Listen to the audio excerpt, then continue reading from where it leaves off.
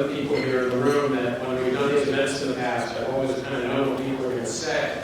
And wherever their perspective is, and it's actually been part of what's animated what we're doing with Next Gen Traders to kind of bring new voices into this conversation.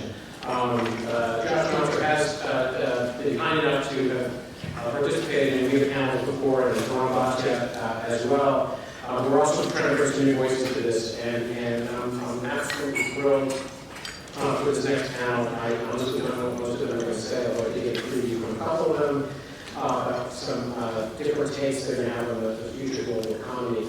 I'm going to turn it over to Josh to do the introduction. Everyone has bios in their packet. Thank you to Jeffrey Frieden for coming in from Harvard, Susan Lund with McKinsey and Company at Global Institute. We're really delighted to have you all here. Thank you. Josh. Great. Thanks, Ken. I just want to say congratulations on putting together this new project, looking at trends and challenges and opportunities going forward. I think you referred to this term of entanglement rather than globalisation, but I think it's a very timely project. I think Jay and Sean in the previous conversation touched on what I think are some of the key issues going forward. We've had a discourse around trade in the current political presidential debate, which has been depressing. I believe maybe there is a historical precedent, but maybe this is something different. We're going to talk about that, I think, a little bit more on panel. But I think certainly for those of us who believe that trade has been a driver for a lot of economic opportunity, not only in the United States but also globally, possibly a more honest articulation about the benefits and a more honest reckoning of what needs to be done to build a new sort of social consensus around trade going forward was probably a missed opportunity during this election period. There's also, I think, going forward, we have to start thinking about, what has driven particularly the Trump side of the house. How much of it has it been, losing out from sort of globalisation and just generally the dynamic economy where particular workers haven't felt a space for themselves, but how much of it has not been economic. There's been some interesting social research that's come out which has said this is not primarily an economic factor, but really more about identity politics, immigration and other issues. And I think getting to some of these key drivers is going to be important in order to better understand what the policy prescriptions need to be going forward. And of course we're operating in a global environment where it's not only the United States which has been flirting with anti-globalisation sort of populist ideas. We saw it in Brexit in many respects. We see the rise of right-wing sort of nativist anti-globalisation trends throughout Europe and in other parts of the world. So there is something larger going on, I think, at the moment, rather than specific to the United States, which I think leads us to these very difficult questions which we're going to try to grapple with, which is what's the best response to what's the new narrative going forward, but also what are the policies that are required. I think John, very much at the very beginning, talked about a new social contract, and I certainly agree with Jay's observation that politically, I think in the United States and elsewhere, we've dropped the ball in terms of really having in place an adequate set of policies that allow workers to respond not just to the challenges from trade, but just generally from being in a dynamic open economy and whatever's driving them is technology, productivity and trade, helping workers find a place and move forward there. Clearly not enough has been done about it. We talked a little this morning about peak trade. It's cyclical, it's structural. There's actually quite an interesting Goldman Sachs paper which sort of put this trend in a broad historical context, which seems to suggest that we're reverting more to a norm rather than a hyper sort of trade globalisation period between 2000 and 2008. On a more positive note, we've got technology, we've got the internet, we've got data, and Susan, we're going to talk about some of the opportunities there.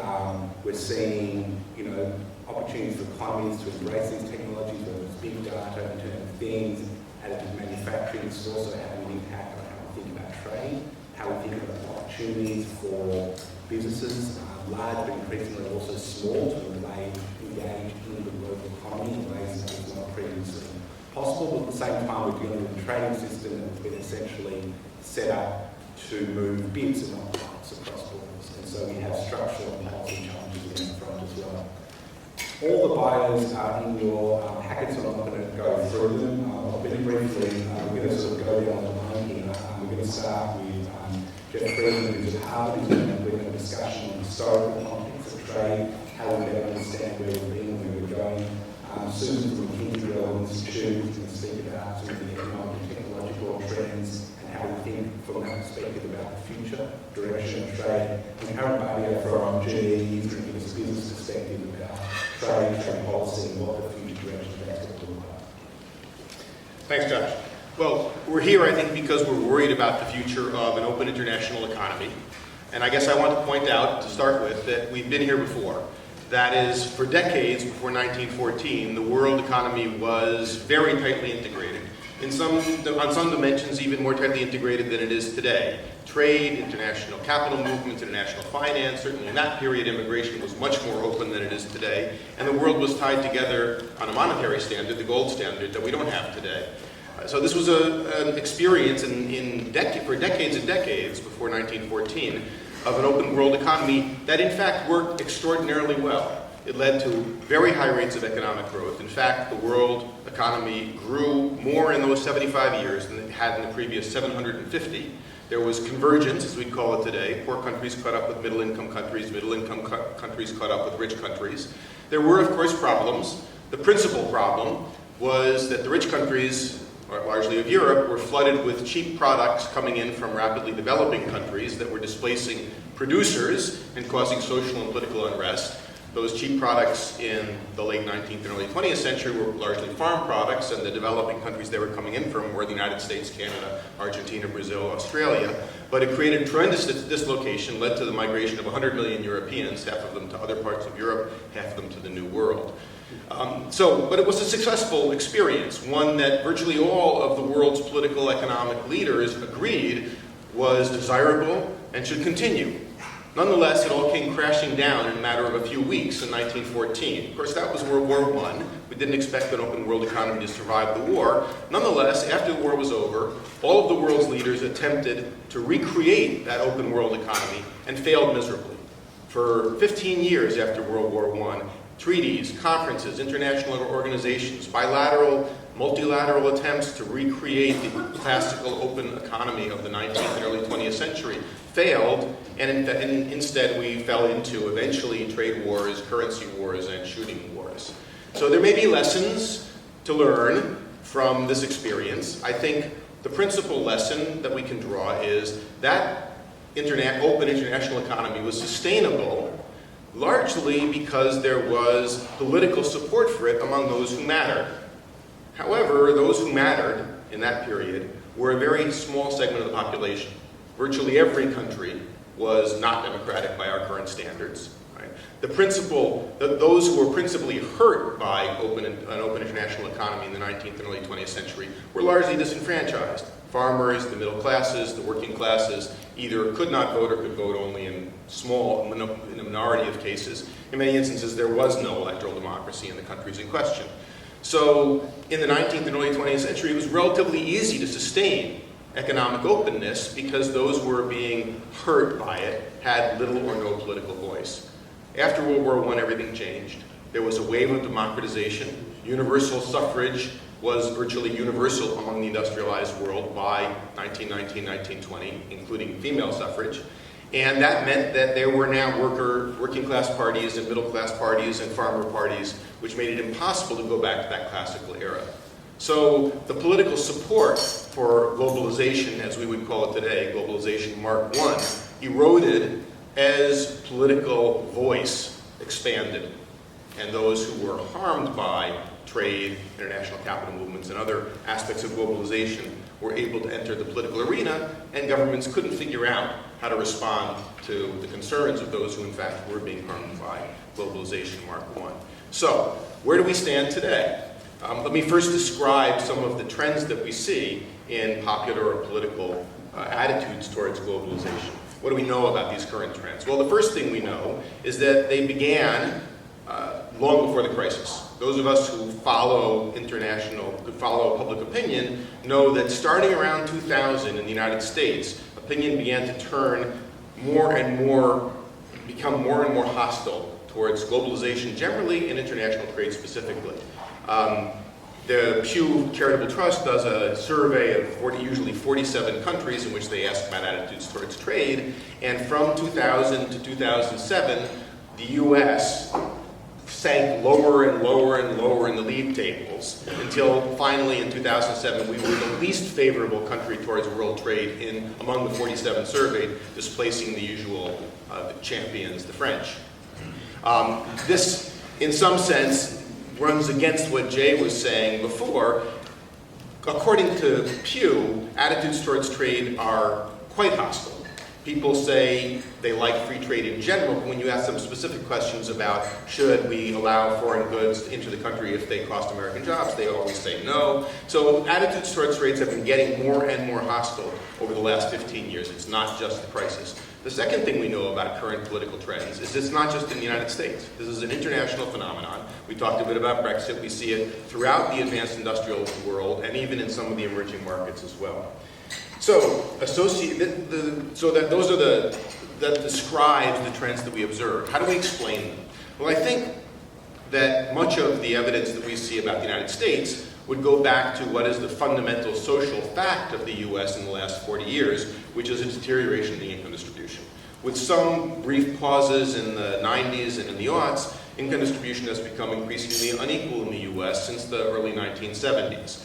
That matters for two reasons. The first reason it matters is that most Americans, when polled, ascribe at least part and usually most of the deterioration in income distribution to trade.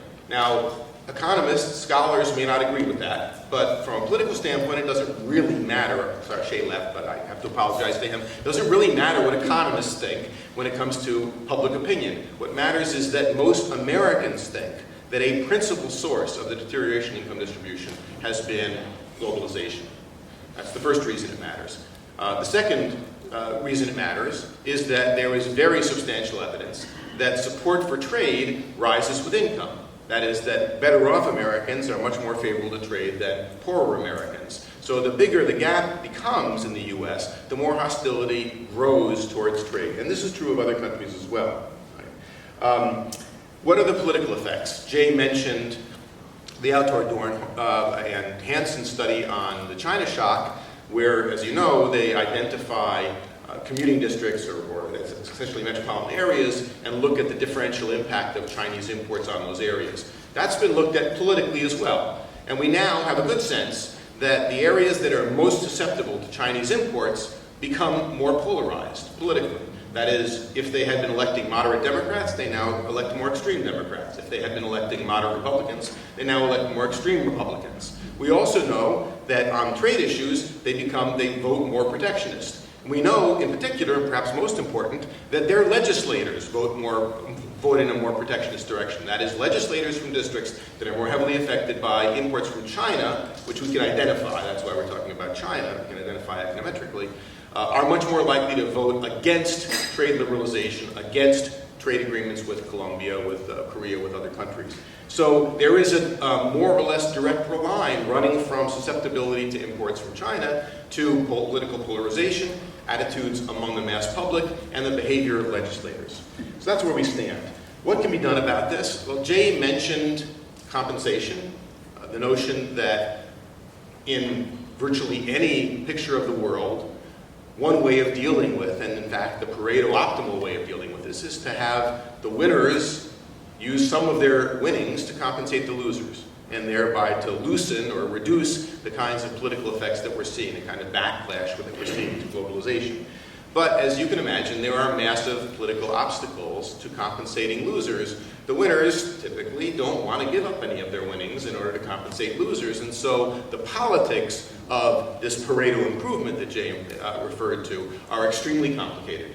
In fact, one might say that so far the obstacles to devising some kind of compensation mechanism to soften the impact both of trade and of other dislocations in the labor market have been extraordinarily high, so that we have done very little in this direction. Some countries have done a lot better. There are countries in Europe that have done much better at devising compensation mechanisms that soften the impact both of trade and of other dislocations from technological or other factors. But there's a trade-off. those countries typically have lower per capita GDP and higher tax rates and perhaps less of an incentive to innovate. So we face a serious problem of trying to devise mechanisms to address both the deterioration in income distribution and the specific dislocation associated with trade and technological change in an environment which is not politically friendly to these initiatives. So, looking forward, I think the prospects are the causes of the current political trends, attitudes towards trade and globalization, are long-term, long-lasting, and general. They are not specifically about the crisis, and they're not specifically about China. They're about deterioration in the income distribution, and they're about the broader impact of structural change in the world economy on American workers. They will undoubtedly be exacerbated if we enter into what my colleague is portending, that is a period of secular stagnation, because macroeconomic difficulties, as Jay said, simply make more difficult dealing with the distributional effects of trade and technological change. All of this means, I think, that the horizon for the politics both of trade and of adjustment to trade and technological change are going to create some serious challenges to policymakers, which will make our lives a lot more difficult and my life as a scholar a lot more interesting in years to come. Thank you. Well, I'm glad you covered the politics, and the history is fascinating. I'm going to talk to you about the economics and then end with a few thoughts on how to make this work, at least from an economic point of view. So first, let me stress the value of openness. We released a report about 6 months ago called Digital Globalization, and it's out in the lobby for those who are interested. In it, we look at the inflows and outflows of all types of goods, services, people, financial flows, and data. So we're looking at openness as broadly defined as we can collect data on. And we did months and months of very sophisticated econometrics to tease out, is there in fact robust evidence that countries that are more open to inflows and outflows grow faster? And we found absolutely incontrovertible evidence statistically looking at 150 countries over the last 20 years that countries that are more open grow faster.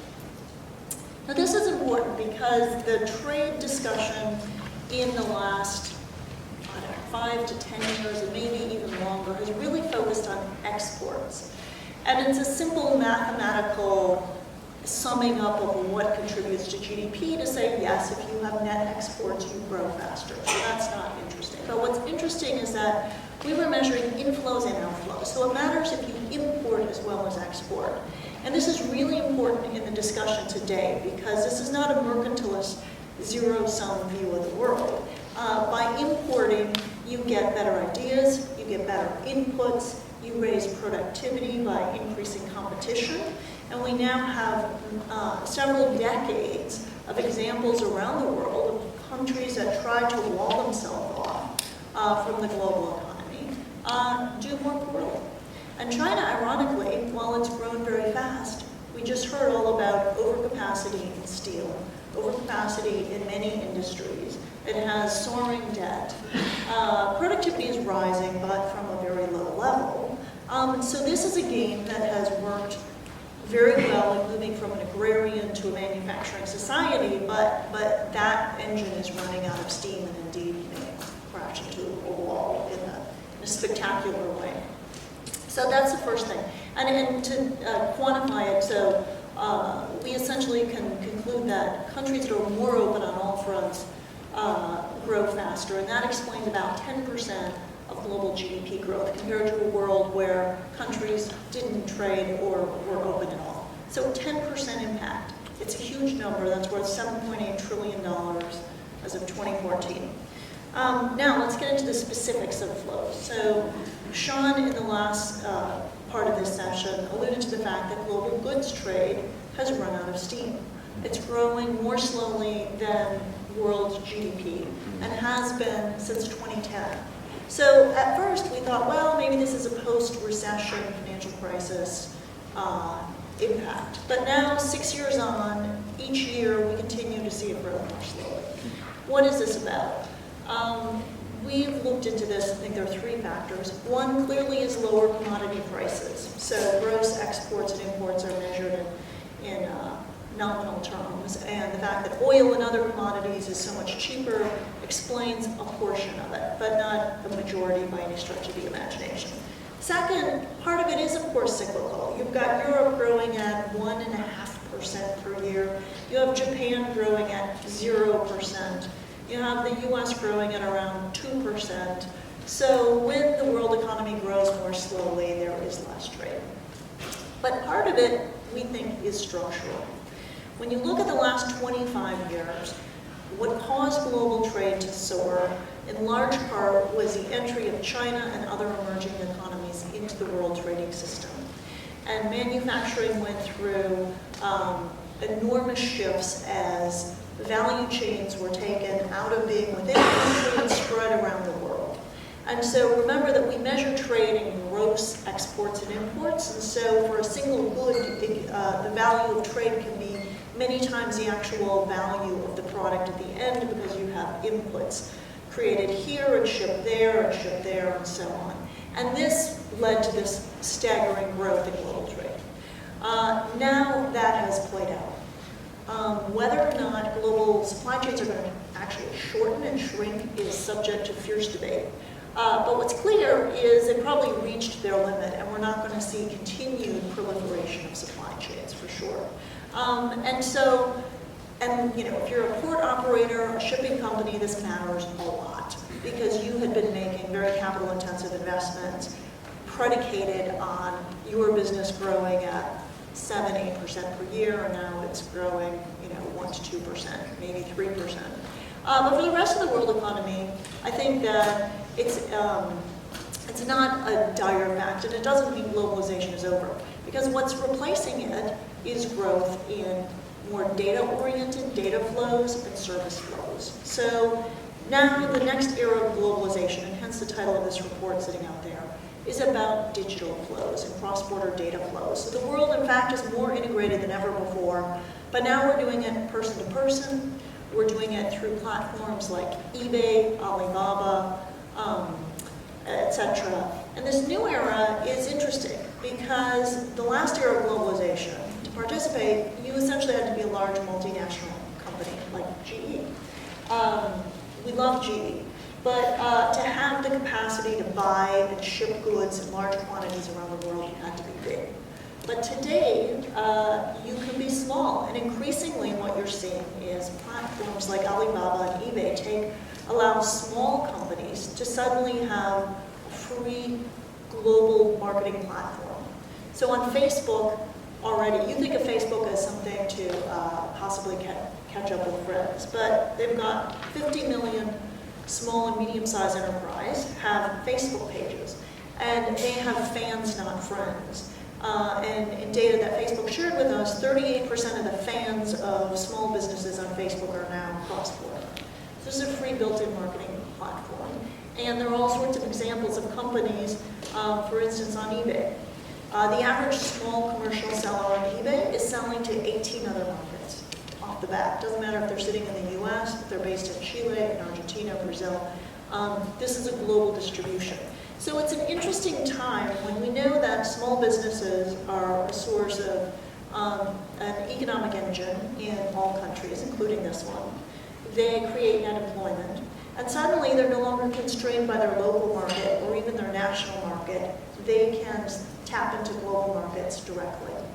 So the next era of globalization, if anything, may be more inclusive. So it's possibly ironic that right now we're seeing this very strong backlash against trade. And it's looking backward at what happened to manufacturing supply chains over the last 20 years, but that's already peaked, that's topped out, that's over, and the next era promises to be more open to participation by everyone. So I think that there is a lag in public sentiment. There's a big question about why did Brexit happen in June, and you can look at voting patterns in the rain in London and so on. But the fact is, the UK economy was one of the fastest growing major economies in the world. It was clocking over 2.5%, close to 3% GDP growth. So at this point, the question is, how do we get over that lag in public sentiment? We do see, I think, that when you look around the world, the new barriers to trade are going to be what we call micro-protectionism. You can see it in the EU tax on Apple. You can see the EU lawsuits against Google. That it's what we haven't seen are major tariffs. I think Jay Shambaugh earlier was right in saying, look, there haven't been major tariffs and actions, but there is a lot of micro-regulation that is throwing sand in the gears of world trade. And this is going to be costly to fight and monitor. But the next era is going to be about a lot of these little negotiations. Now, some of the new negotiations are over data flows, over data privacy, over security. The revelations of Edward Snowden on the NSA were actually incredibly harmful to the U.S. in that there are many countries around the world now considering data localization requirements, saying that if a company collects data about its consumers, that data has to be stored on server farms within the country. So Russia has gone this route, Brazil is considering it. I am not a cybersecurity expert, but the cybersecurity experts at my firm, McKinsey & Company, tell me that this is ludicrous to think that housing all your data in a data farm within your country is more secure than having it dispersed across the globe hidden. But nonetheless, you're seeing this, and you're seeing a new transatlantic cable being built from Latin America to Europe so that internet traffic doesn't have to go through the United States as it does now. So these things are costly and misguided. And so TPP, I think, was the first major trade agreement to start to look at these issues, but there's a lot more that needs to be done. And these are some of the most pressing issues for those of us who work with companies. Many of you in this room will easily appreciate this. Think about the amount of data that it flows around the world just within your firm. Forget about with customers. It's quite common now for large companies to centralize back office operations like human resources, employment records, tax records, accounting in various hubs around the world. So not being able to easily transact, it would be a major, major impediment to world trade. So that's really, I applaud that this new effort, Next Gen Trade, this is exactly where the conversation needs to be. While we care about agricultural products and tariffs on milk products and pork bellies, the new era is really going to be about data, digital, and information. So what can we do about it? Clearly, I will be now the 100th person you've heard say we need to address the people that have been impacted by trade and by technology. I think it was really interesting that this year at the IMF World Bank annual conferences, the World Bank themes were making globalization work for everyone and making technology work for everyone. Now, the public may think the problem is trade and globalization. In fact, as an economist, I'm going to argue the majority of job displacement is coming through automation. But people don't understand that. But it's very telling that the IMF, hardly a bastion of liberal socialist policies, let's just say, had this as their major theme because they realized that to keep the open society and to avoid an outcome like we saw roughly 100 years ago to the world trading system, we need to make sure it does work for everyone. But the good news is, yes, we could have universal basic income. We could have massive redistribution. But we're sitting in Washington, D.C., and so with just a slight amount of political pragmatism, I would say that's probably not in the cards no matter the outcome of the next election. So, but what can we do? Well, there are cheaper measures that would make a difference. And I'll point to two. One is mid-career worker training. It is crazy that in this day and age, educational training comes in 2-year increments. You can get a community college degree in 2 years, hopefully, or a bachelor's in 4, or a master's degree in 6, etc. People mid-career who have been displaced don't have 2 years, even if it's free, that they cannot be earning income to support their families. But the good news is there are all sorts of experiments with companies and in different states and cities around the U.S. that you can take a worker and in 6 months to 9 months, give them very targeted skills, whether it's working as a healthcare professional, in coding boot camps, as a welder in the petroleum industry, and give them the skills they need to go out and be employed. And this is far more manageable. The U.S. already spends in the neighborhood of $300 billion a year on various worker training programs. If we could take some of that and redirect it towards people displaced mid-career, that would make a difference. And then the second issue would be mobility. The U.S. Was long thought of as the most flexible, mobile society. And 20 years ago, about 1 in 5 Americans picked up and moved every year. That has declined steadily since about 1990, and it's now 1 in 5. There are lots of reasons for this. 2-income households, people are getting older, et cetera, et cetera. But it is preventing people from taking advantage of opportunities that are out there. So today, overall in the U.S., there's a 5% unemployment rate. There are jobs out there. You can look at cities like Detroit versus Des Moines, Iowa. Those cities are 600 miles apart, and yet one has a double-digit unemployment rate, and one has a 3% unemployment rate. So you might think, why don't the people in Detroit move to Des Moines?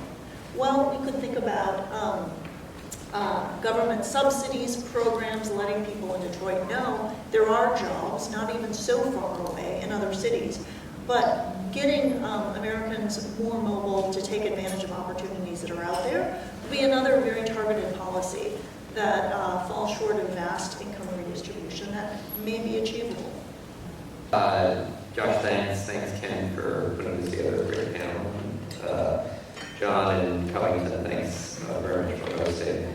So when Ken invited me to join, he did ask me to share the business perspective. And the one thing I've learned in my time at government is there is no single business perspective on these things. You're going to have probably as many different perspectives on where trade stands, the future of trade, as there are in the room. And I see many colleagues who represent different sectors, so I'm sure some of their perspectives are going to come out.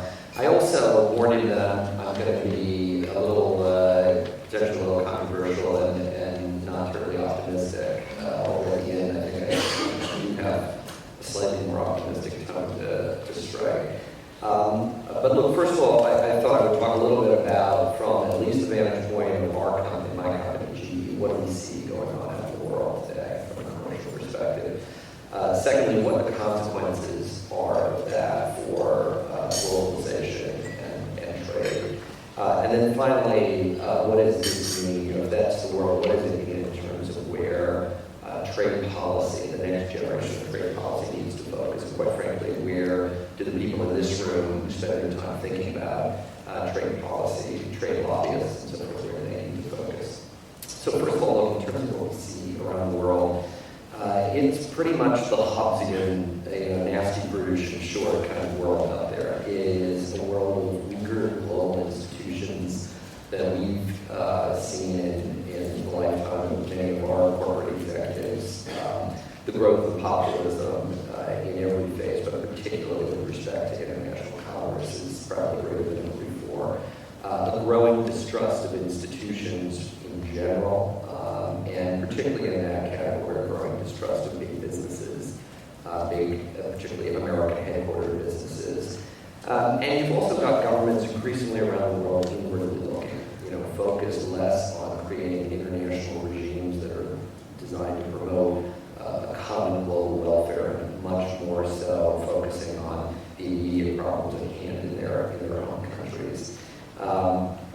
We see this translating in terms of real policy measures into a significant step up post-financial crisis in terms of the level of protectionism and protectionist measures that we see around the world. Susan has termed them micro protectionism. They may be micro, but I'll tell you in aggregate, they're pretty macro, and there are a lot of them. Those of you who follow the Global Trade Alert set of numbers will see them multiplying dramatically.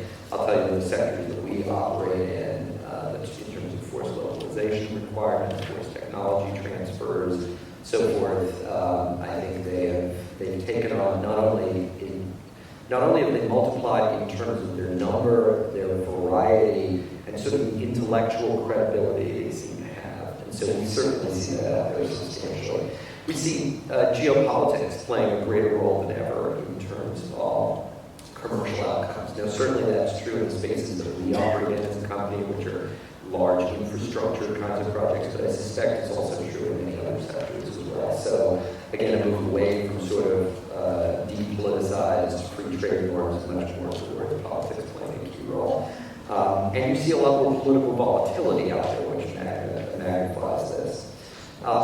In the United States, I think you've seen sort of things develop very consistently with sort of this broader global picture. I agree about Jeffrey, this is not limited to the United States, but we've seen significant rise obviously in populism. We've seen opposition to trade agreements now by both presidential candidates, by both significant chunks of both political parties. There just seems to be very little center holding around trade, around globalization. You see the country increasingly walking away from global institutions, the leadership of global institutions, including Woods institutions. You see relatively little interest in taking a global leadership role in reestablishing a consensus around globalization and international trade. And lastly, you see an increasing resort to sanctions and other kinds of unilateral measures that only have another impact of sort of cutting at globalization and trade. So, that's a very quick rundown of what I see as a pretty dismal, frankly, global picture around trade and globalization. What does it mean in terms of consequences for globalization at large? Look, I think the first thing I had to say, and there was some discussion of this in the previous panel, but I actually think the era of major bilateral and potentially multilateral trade agreements has sunset. I'm not saying it's necessarily gone for forever and ever, and nor, by the way, is this any sort of statement as to what should happen with respect to pending agreements like TPP, which we support and think should get over the finish line. But I think if you have to step back and sort of assess what is likely to happen to trade policy going forward, I think it would be a stretch to imagine that we're going to be in there where, in the next year, 2 years, 3 years, you're going to subsequently get newfound enthusiasm behind any of the kinds of trade agreements that we've been pushing really as sort of the core of international trade policy in the United States for almost a generation. So let's get our heads around that first of all. That said, I think the second thing I would say is globalization will in fact continue. It's just not going to be a government-led, government-driven form of globalization. Partly, I think this is going to be attributable to some of what Susan talked about. I think there are forces of globalization out there that are going to continue to happen regardless of what governments do and don't do. And I think data is a good example of that. Notwithstanding the efforts by some governments to impede or regulate or whatever, the reality is that's a force that's probably beyond the control of those governments and is going to continue to happen. So I certainly think that is going to happen. Secondly, I think, depending on how you want to define the term globalization, but if you define it as international economic engagement by companies around the world, that is going to continue as well. But it is going to happen in different ways than it's happened in the past. And I think our company is an example of this. And my chairman was quite explicit about this in a speech that got some publicity a few months ago that he gave at the Stern School of Business, in which basically he said, look, the world is different from the world that I grew up in. It is a world that has much more sort of protectionist tendencies, and I, as a CEO, my job is to protect our shareholders, protect my employees around the world, and that's going to be to adjust my practices, adjust our company to the world that we see out there. And what does that mean? That is going to be, if localization requirements come in, we are going to have to adjust to and comply with those localization requirements. If we're seeing partnering with foreign companies being much more de rigueur for us and our businesses around the world. You are going to see the shifting of production overseas, and that's already been something another way. And you are going to see an expansion of supply chains abroad which I think is a little different from the point that Susan's making, you're going to see an expansion to enable companies like mine to be able to compete in each of these markets effectively, right? If you're in a world of great volatility where you're not sure what the next sanction is that's going to hit, what the next protection, sort of local content requirement that's going to hit is, you would be well advised to have multiple supply chains, redundant supply chains that are going to enable you to compete effectively. So that's the playbook that we are running and have been running, and I've got to say it's been relatively effective in protecting and enabling our company to grow in an era where notwithstanding what we've seen in terms of global policy development. Finally, let me turn to this. What does it mean for those of us who are focused on trade policy? So, to reiterate the point that I made before, it means we've got to get over this, what's the next bilateral trade agreement, being the blinders around which we focus our trade policy. We've got to, I would suggest to you, do two things. The first of all is we've got to become a lot more localized in terms of our own advocacy around what is good and bad policy, right? And by that, I'm largely referring to U.S. companies, but I think it also applies to think tanks and other thinkers in the area. Our tendency, I fear, has been to go run to the U.S. government, to go run to USTR and say, here's the series of problems that we see out there. We need to help you. How do you help us address it? The reality is that whatever the power that USTR, U.S. government once had to be able to fix the challenges, to fix it, we are past that world. We are in a world that has tectonically shifted. And if better policy, and I don't read into my comments a suggestion that this new world that we have entered into, that these are actually good policies. They are not. They are suboptimal. They are non-Pareto efficient, whatever the set of economic terms are. But they are the world we face. And so if you're going to counter that, it's going to have to be through localized advocacy, country by country. And it's going to have to be largely with the markets dictating that set of outcomes, right? So I saw today a very interesting note that Brazil is backing away from local content requirements that it applied in the oil and gas space.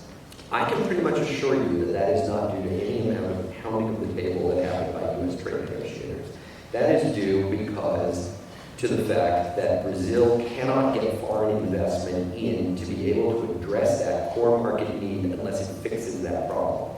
So our responsibility, I think, is simply to help educate beforehand and then subsequently policymakers around the world as to what the consequences are of bad policy and drive that message forward. So I think there's a big education component out there. I think the second thing that I would say is we as a community need to start thinking about adjacent areas that can have very significant impact on trade, but are a little outside of our comfort zone, right? So these are areas like infrastructure, like tax, like immigration, like regulatory process and transparency and streamlining, and possibly like development policy as well. And I think these are areas that if we think about, there is actually a potential possibility to do something in some of these areas, I hope. They can have probably as profound effect in driving forward globalization as we've had in the past through what I would concede has been a very successful series of policies to remove governmental involvement through government-led trade negotiations. But I think the future has really got to be one of opening up our aperture as a community and being able to speak conversantly and engage on that set of topics that I think at the end of the day, and we can discuss why I think those specific topics are relevant, I think would be key to seeing and helping to drive